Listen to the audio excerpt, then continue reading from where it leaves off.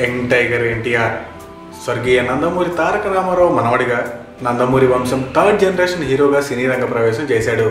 Student number 1 లాంటి super hit, ఆది, సింహాద్రి లాంటి బ్లాక్ బస్టర్స్తో నూనుగు మీసాల ప్రాయంలోనే రికార్డులు బద్దలు కొట్టాడు.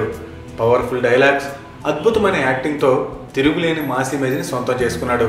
తనకున్న ఇమేజ్ చట్రంలో నుండి బయటికి రాలేక సరైన కథలు సెలెక్ట్ చేసుకోక చానాళ్ళు ఇబ్బంది పడ్డాడు.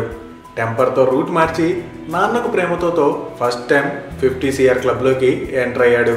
ఇక జనతా గ్యారేజ్తో మళ్ళీ పంజా విసిరాడు యంగ్ టైగర్. టాక్తో సంబంధం లేకుండా కలెక్షన్ల కనకవర్షం కురిపించింది గ్యారేజ్.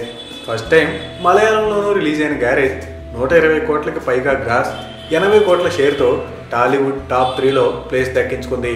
సరైన సినిమా పడాలే కానీ కోట్లు రికార్డులు తారక్కి కొత్త ఏం కాదు అని ప్రూవ్ చేసింది జనతా గ్యారేజ్. అప్పట్లో గోదావరి పుష్కరాలకి సింహాద్రితో, ఇప్పుడు కృష్ణా పుష్కరాలకి జనతా గ్యారేజ్తో రికార్డ్స్ కొట్టాడు. మావాడు పుష్కరాల హీరో అంటూ ఫ్యాన్స్ సంబరపడిపోతున్నారు. ఇంకో హైలైట్ ఏంటంటే మెగా ఫ్యామిలీ హీరోలు ఎవరిని టాప్ 3లో లేకుండా చేశాడు ఎన్టీఆర్.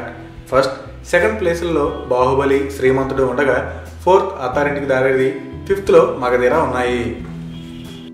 ఫ్రెష్ ఫిల్మ్ అప్డేట్స్ కోసం మా ఆరెంజ్ ఫిల్మ్ న్యూస్ ఛానల్ని సబ్స్క్రైబ్ చేసుకోండి.